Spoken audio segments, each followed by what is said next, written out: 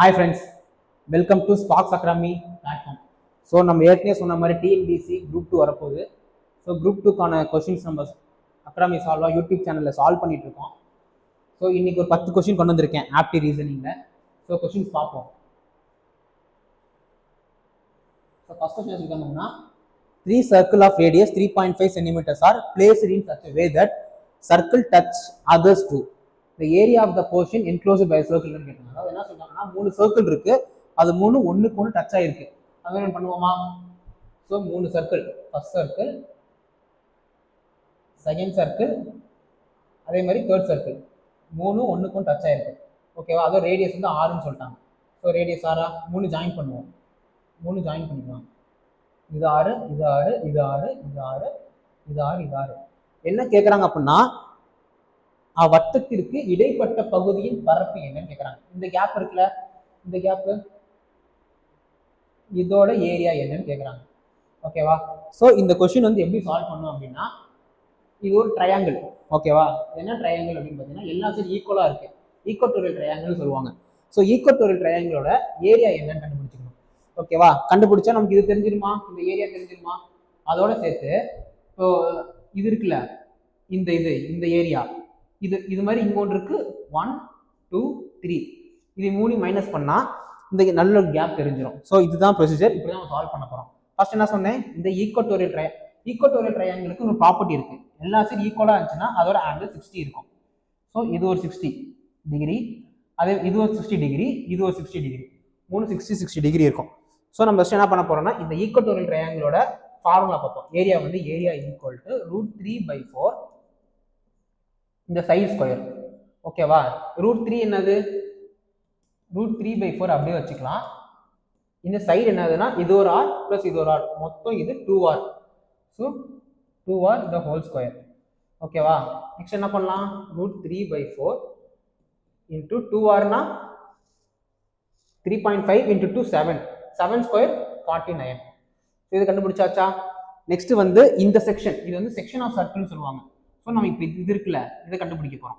இந்த section of circle கண்டுபிடிக்க போகிறோம்.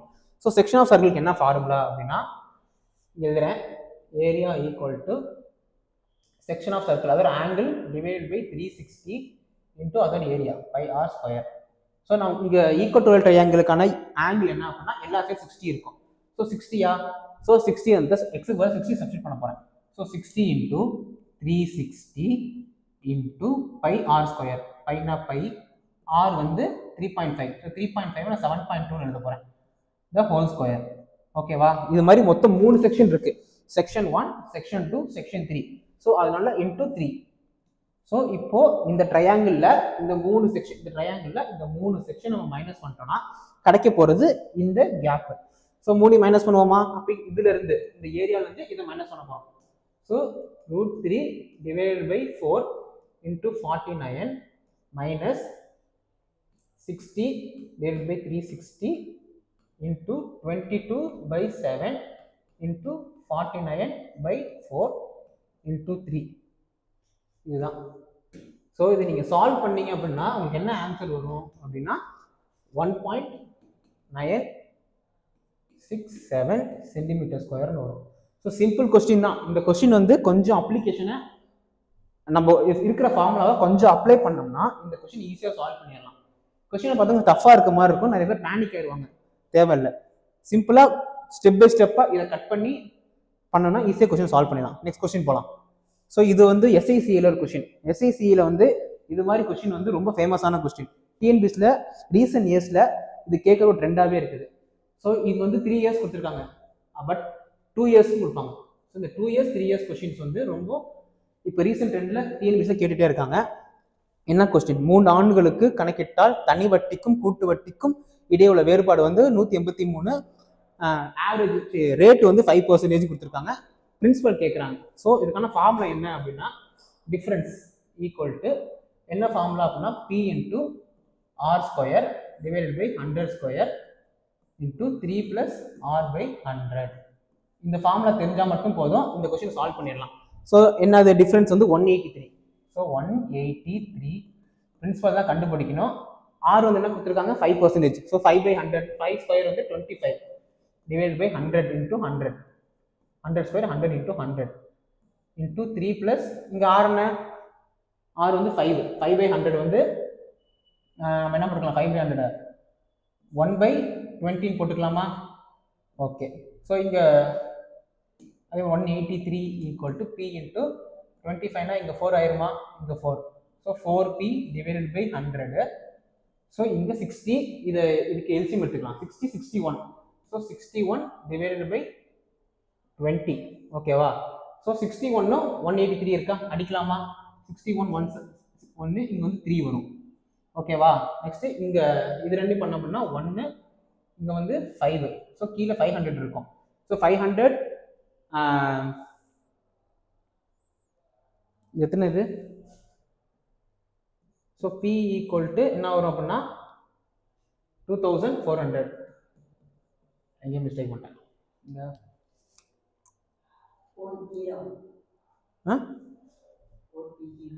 சாரி இங்க வந்து தப்பு பண்ணியிருக்கேன் இங்க 4p வராது இங்க 4 வரும் ஓகேவா இங்க 4 வந்துச்சுன்னா என்ன வரும் இது அடிக்க முடியாது ஓகே திருப்பி நம்ம இந்த சால்வ் பண்ணுவோம்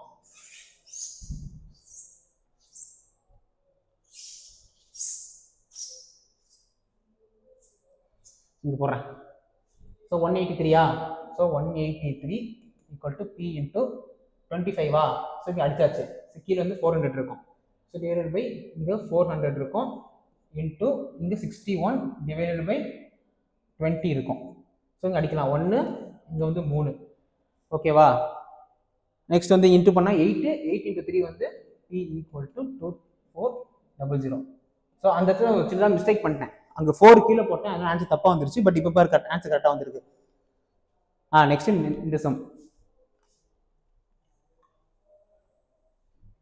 என்ன கேட்டிருக்காங்க salary of A, B and C together amount to rupees 33,300 if they spend 80%, 85%, 75% of their respective income.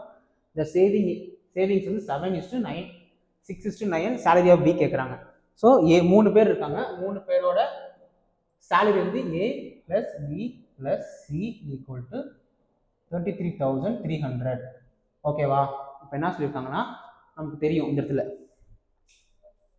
மொத்தம் salary ஈக்குவல் டு என்ன அப்படின்னா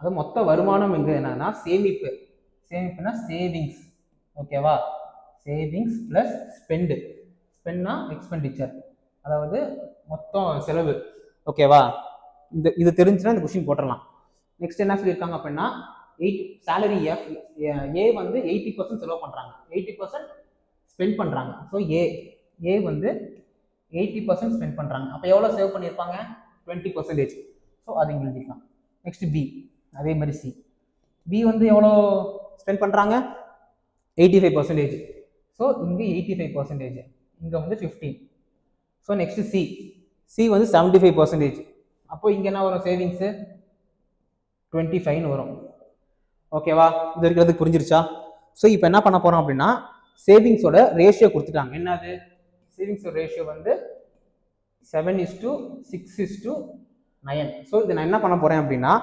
இதுக்குள்ள எல்லாமே ஒரு கான்ஸ்டன்ட் நம்பர் வந்து ஒளிஞ்சிருக்கு ஸோ அதை வந்து நான் இதில் இன்க்ளூட் பண்ண போறேன் ஸோ 7k:6k 9k ஓகேவா இது இருக்கிறதுக்கு புரிஞ்சிருச்சா இப்போ என்ன பண்ண போறோம் சேவிங்ஸ் இருக்குல்ல சேவிங்ஸ் வந்து இது 20% இதெல்லாம் பர்சன்டேஜ்ல இருக்கு ஓகேவா ஸோ இப்போ இந்த இடத்துல வந்து இது எப்படி நான் எழுத போறேன் அப்படின்னா 20% ஆஃப் ஏ அப்போ 0.2 இன்டூ ஏ ஈக்குவல் டு எத்தனை 7k ஓகேவா நெக்ஸ்ட் வந்து இங்க என்ன இருக்குது 15% என்ன எழுதலாம் 0.15 ஸோ 0.15 பி ஈக்குவல் டு என்னது 6k ஸோ இங்கே 6k நெக்ஸ்ட் என்னது 25% அப்போ 0.25 சி ஈக்குவல் டு 9k இப்போ நான் வந்து A plus B plus A கண்டுபிடிக்க போகிறேன் ஸோ ஏ எப்படி கண்டுபிடிக்கிறது A equal to 7k divided by 0.2 ஓகேவா next B 6k divided by 0.15 C வந்து 9k divided by 0.25 இதற்கு அது புரிஞ்சிருச்சா ஓகேவா? ஒன்றும் பண்ணல, இதெல்லாம் வந்து கீழே கொண்டு வந்திருக்கேன். ஓகேவா? இப்போ வந்து நமக்கு தெரியும் a + b + c வந்து என்னது 33,300. ஸோ 3 ப்ளஸ் பண்ண போகிறேன். ஸோ 3 ப்ளஸ் பண்ண வரும் a + b + c வந்து என்னது 7k by 0.2. ஸோ 0.2 என்னது 2/10 1/5. ஸோ நான் வந்து 5னா 35k. என்ன பண்ணிருக்கேன்னா a + b + c 3 ப்ளஸ் பண்ண போகிறேன். ஓகேவா? 35. நெக்ஸ்ட் வந்து 65 6k divided by 0.15. ஸோ அதை எப்படி எழுதலாம்? 6k divided by 15 divided by 100. ஓகேவா? இங்கே அடித்தோம்னா 3ல அடித்தோம் அப்படின்னா இங்கே 2 இங்கே 5 இங்கே அடித்தோம் அப்படின்னா 2 0. So 40k. ஓகேவா? 40k ப்ளஸ் சி வந்து 9k divided by 1/4 இருக்கும். ஸோ 1/4னா இந்த 4 மேலே கொண்டு போனோம் அப்படின்னா 36kன்னு வரும். So 36k. இந்த ஃபுல்லாக ஆட் பண்ணோம் அப்படின்னா 75 111Kன்னு வரும். ஸோ டோட்டல் நமக்கு என்ன கொடுத்துருக்காங்க 33,300. ஸோ நம்ம வந்து கொஷினில் 33,300 டோட்டல் கொடுத்துருக்காங்க. இப்போ நம்ம வந்து அதோட ஈக்குவல் பண்ண போகிறோம். ஸோ 33,300 கேன்சல் பண்ணலாமா? கேன்சல் பண்ணால் 300. K = 300. ஸோ நமக்கு கே வேல்யூ கிடச்சிருச்சு. இப்போ நம்ம என்ன கொஸ்டின் கேட்குறாங்க அப்படின்னா find the salary of B. பியோட சேலரி கேட்குறாங்க. பி என்னது? பியோடது இதுதான். ஸோ இங்கே சப்ஸ்டிட் பண்ணலாமா? பி = 6.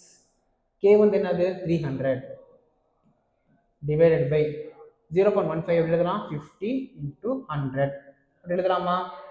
ஓகே, இது அடிக்கலாமா? 1 × இங்கே 2 20.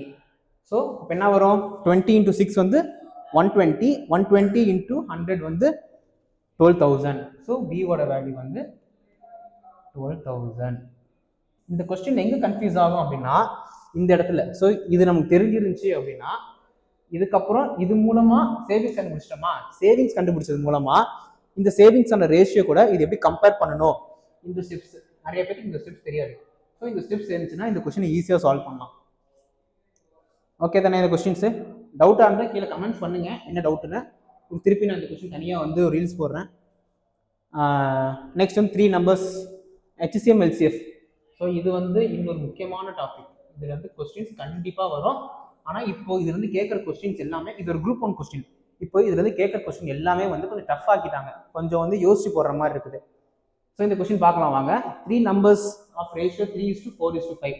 அது LCM வந்து பார்த்தீங்கன்னா 2400 கொடுத்துருக்காங்க. என்ன கேட்கணும்? HCF கேட்குறாங்க. ஸோ இந்த கொஸ்டின் என்ன பண்ணுவாங்க அப்படின்னா எல்லாருமே அந்த product of 2 number = HCM × LCF அந்த கொஸ்டின்ஸை வச்சு என்ன பண்ணுவாங்கன்னா 3 நம்பர் ப்ராடக்ட் பண்ணிட்டு அது = LCM × HCF அப்படி போடுவாங்க. அப்படி போட்டால் ஆன்சர் தப்பாக வரும். ஸோ இந்த கொஸ்டின் எப்படி போடணும் அப்படின்னா ஃபர்ஸ்ட் 3 நம்பர்ஸ் ஆஃப் ரேஷியோ 3:4:5 சொல்லிட்டாங்க. ஸோ நம்ம என்ன பண்ணோம்? 3:4:5. ஸோ இதுக்கு LCM எடுக்கணும். ஸோ இதுக்கு LCM எடுத்தோம் அப்படின்னா இதுக்கு வந்து 3k × 4k 5k. இதுக்கு LCM எடுத்தோம் அப்படின்னா k LCM ஆஃப் 3 × 3:4 இருக்கும். ஸோ அப்போ என்ன வரும் அப்படின்னா 60. அப்போ 60k. இதுக்கெல்லாம் இன்ட்டு பண்ணிக்கணும். 3 × 4 × 5னா 5 × 4 20, 20 × 3 60. So 60k. 60k = என்ன? LCM 2400. ஸோ 2400 போடலாமா? 2400. அப்போ k வேல்யூ என்னது? 40. இதுதான் HCF ஓட வேல்யூ. ஓகேவா? 40. சிம்பிள் கொஸ்டின், சிம்பிள் தான். நெக்ஸ்ட் இஃப் அடுத்த கொஸ்டின் போகலாம். இது என்ன பார்த்து இது HCF கொஸ்டின் தான். இந்த கொஸ்டின் இது மாதிரி கொஸ்டினா கொஞ்சம் டைம் வந்து நிறைய கன்சியூம் பண்ணும். ஸோ பட் இந்த கொஸ்டின் எப்படி போகணும் நான் சொல்லித்தரேன் உங்களுக்கு. என்ன கேட்டிருக்கேன்னா A மற்றும் B அதாவது HCF எவ்வளோனா வகுத்தி 15 மற்றும் A, B ஆகிய ஈரிலக்க எண்கள் எனில் இவ்வாறு எத்தனை இணை எண்கள் காணப்படுகின்றன? If A, B are 2-digit numbers such that HCF of A, B = 15, then how many pairs are available அப்படின்னு கேட்டிருக்காங்க. எத்தனை பேர்னு கேட்டிருக்காங்க. ஸோ HCF என்னன்னு தெரியும் நம்மளுக்கு? Highest common factor. ஒரு ஃபேக்டரோட ஹையஸ்ட் நம்பர் தான் கேட்டிருக்காங்க. ஸோ அதோட பேர் என்னன்னு நம்ம ஒன்று லிஸ்ட் பண்ண போகிறோம் இப்போ. ஸோ ஃபர்ஸ்ட் என்ன அப்படின்னா 15, 15. HCF என்ன? 15. ஓகேவா? ஓகே. இது மாதிரி எதுக்கெல்லாம் HCF 2 டிஜிட் நம்பர்ல எதுக்கெல்லாம் HCF 15 வருமோ அதெல்லாம் ஒன்றா லிஸ்ட் பண்ண போறோம். ஸோ நெக்ஸ்ட் நம்ம எழுதலாமா? 15, 30. இதோட HCF என்ன? 15. நெக்ஸ்ட் எழுதலாமா? 15, 45. இதுக்கும் 15. நெக்ஸ்ட் 15, 60. இதுக்கும் 15 HCF. நெக்ஸ்ட் 15, 75. இதுக்கும் 15 HCF. நெக்ஸ்ட் 15, 90. இதுக்கும் 15 HCF. நெக்ஸ்ட் 15, 105. ஸோ ஓகே, இதுக்கும் HCF 15 தான். பட் என்ன பிரச்சனை அப்படின்னா கொஸ்டின்ல வந்து 2 டிஜிட் நம்பர் கேட்டிருக்காங்க. ஸோ 2 டிஜிட் நம்பர்னா நம்ம இதை தான் கன்சிடர் பண்ணணும், இதுக்கப்புறம் கன்சிடர் பண்ணக்கூடாது. ஸோ மொத்தம் எத்தனை இருக்குது? 1 2 3 4 5 6 இருக்கு. நெக்ஸ்ட் என்ன பண்ணுவோம் அப்படின்னா இதுக்கான ரெசிப்ரோகேட் 30, 15க்கும் 15 HCF. அதே மாதிரி எல்லாருக்குமே வரும். 45, 15. நெக்ஸ்ட் 60, 15. நெக்ஸ்ட் 75, 15. நெக்ஸ்ட் 90, 15.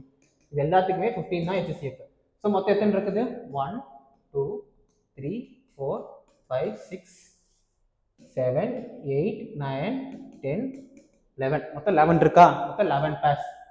ஓகேவா? இங்கே பேர்ஸ் கேட்டனால வந்து பார்த்தீங்கன்னா இது ரெண்டு வேற வேற, ஆக்சுவலி ரெண்டு ஒன்று கிடையாது, ரெண்டு ஒரே நம்பராக இருந்தாலும் பேர் பண்ணும்போது பார்த்தீங்கன்னா வேற வேற நம்பர். ஒன்று 15, 30யும் 30, 15 வேற வேற பேர்.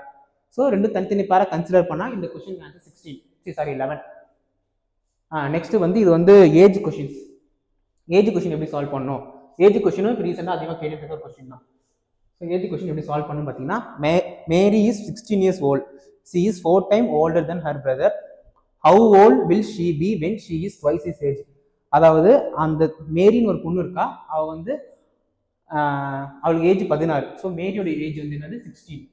ஓகே, பிரதர் பீனா பிரதர்னு வச்சுக்கோங்க. அவ ஏஜ் வந்து என்ன பண்ணா பிரதர் ஏஜோட 4 மடங்கு பெருசா இருக்கு. ஸோ 4 மடங்கு என்னது?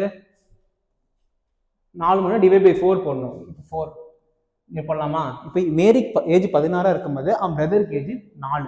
அப்போ ரெண்டு பேத்துக்கான வயசு டிஃபரன்ஸ் என்ன? 12. ஓகேவா? என்ன கேட்டிருக்காங்கன்னா அப்படின்னா அவள் தனது தம்பியின் வயதை விட 2 மடங்கு பெரியவளாக இருக்கும் பொழுது மேரியின் வயது என்ன? அதாவது அவன் தம்பி வயசுக்கும் மேரி வயதும் டபுளா இருக்குது, 2 மடங்கா இருக்குது அப்படின்னா மேரியோட வயசு என்னன்னு கேட்டிருக்காங்க. ஸோ நமக்கு தெரியும் டிஃபரன்ஸ் ரெண்டு பேத்துக்கும் 12. ஸோ அப்படி வந்து ரெண்டு பேத்துக்கு வயசு வந்து டபுள் ஆகணும் அப்படின்னா ரெண்டு பேத்துக்கு உள்ள டிஃபரன்ஸ் வந்து 12 இருக்கணும். ஓகேவா? அப்போ வந்து என்ன பண்ணும், இங்கே 24ன்னு வச்சுக்கோங்க, இப்போ இங்கே 12ன்னு வச்சுக்கோங்க. ரெண்டு பேத்துக்கு டிஃபரன்ஸ் என்ன வருது? 12 வருது. ஓகேவா? ஓகே, ரெண்டு பேத்துக்கோட ஏஜோட இது பாருங்க, மடங்கு பாருங்க, எத்தனை மடங்கு இருக்குது? பிரதருக்கு மேரிக்கு இன்ட்டு 2 இருக்கா? ஓகேவா? அப்போ இந்த கொஸ்டின் சாட்டிஸ்ஃபை ஆயிடுச்சு. அப்போ மேரியோட வயசு வந்து 24. சரி, நீங்கள் ஆப்ஷனில் வச்சு ஈஸியாக போகலாம். ஆப்ஷனில் வந்து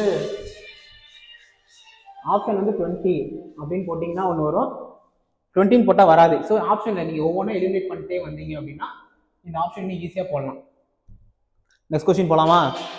நெக்ஸ்ட் வந்து எல்சிஎம். இது மாதிரி கொஸ்டின் வந்து ஈஸியாக கேட்குறாங்க. திருப்பி எல்சிஎம் ஹெச்சிஎஃப் கொஸ்டின்ஸ் தான் வந்து ரொம்ப டஃப் பண்ணிட்டே போயிட்டு இருக்காங்க. இந்த கொஸ்டினை சால்வ் பண்ணுறதுக்கு மினிமம் ஒரு 5 minutes ஆகும். பட் இது நிறைய சால்வ் பண்ண இந்த கொஸ்டின்ஸ் எல்லாம் ஈஸியாக சால்வ் பண்ணிடலாம். ஸோ இந்த கொஸ்டின் போகலாமா? இந்த கொஸ்டின் ஃபர்ஸ்ட் என்ன கேட்டிருக்காங்க? ஃபர்ஸ்ட் எல்சிஎம் கேட்குறாங்க. ஓகேவா? ஸோ எல்சிஎம்க்கு ஃபர்ஸ்ட் என்ன பண்ணணும்? இந்த ஃபேக்டர் எடுத்துக்கலாம். ஃபேக்டர் 1, இது ஃபேக்டர் 2 வச்சுக்கலாம், இது ஃபேக்டர் 3 வச்சுக்கலாம். ஓகேவா?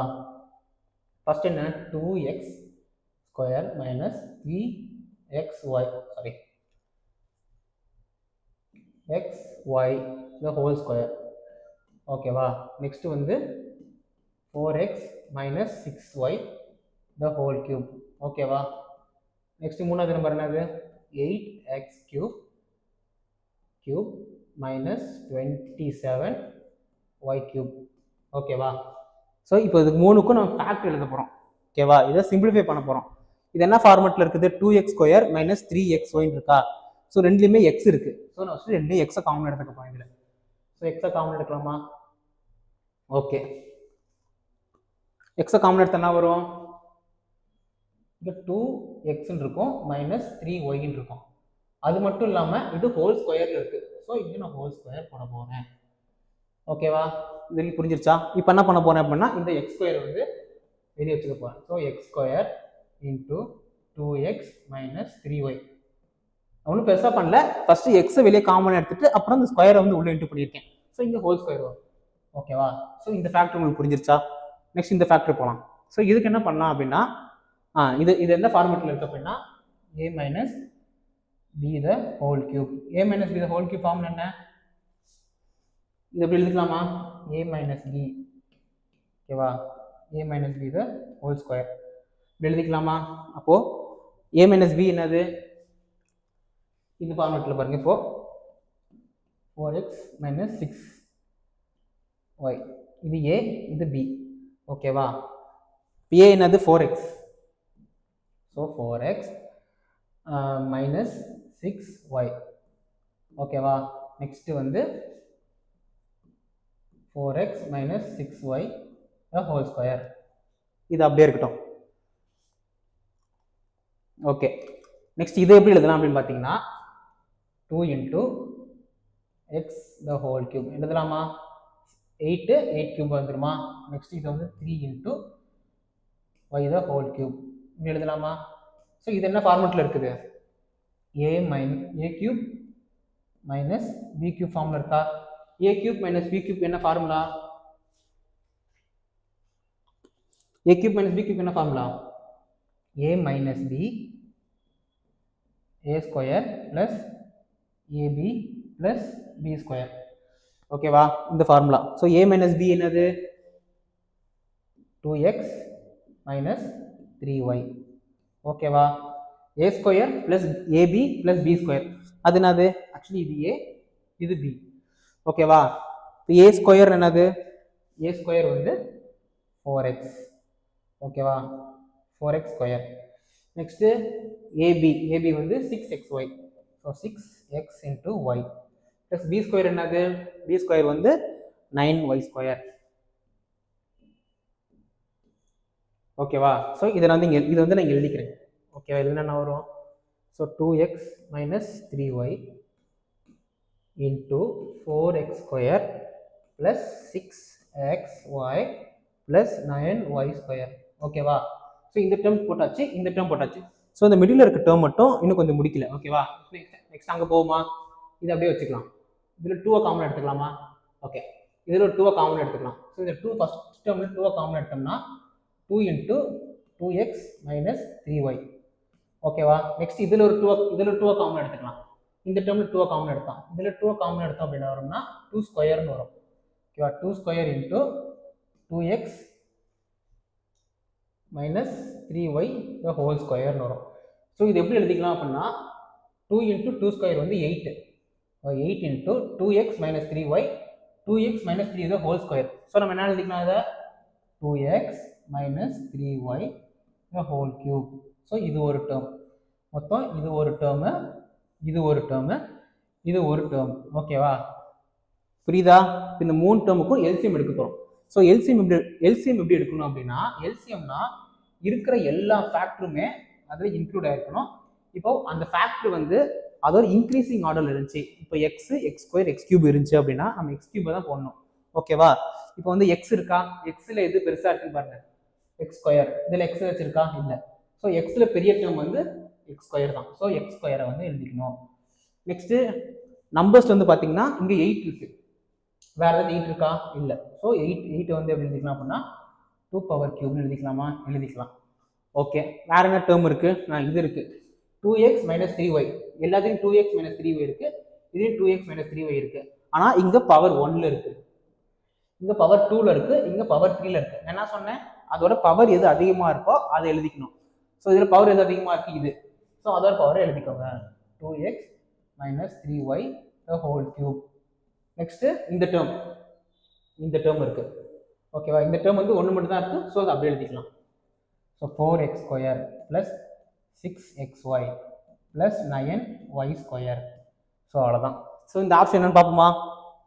X square 2 cube 2x minus இந்த ஆப்ஷன் தான். ஸோ அதான் இந்த கொஸ்டின் வந்து உங்களுக்கு இந்த ஃபார்முலாலாம் தெரிஞ்சிச்சுன்னா இந்த கொஸ்டின் ஈஸியாக சால்வ் பண்ணலாம். அதை கொஞ்சம் ப்ராக்டிஸ் பண்ணியிருக்கணும். ஓகேவா?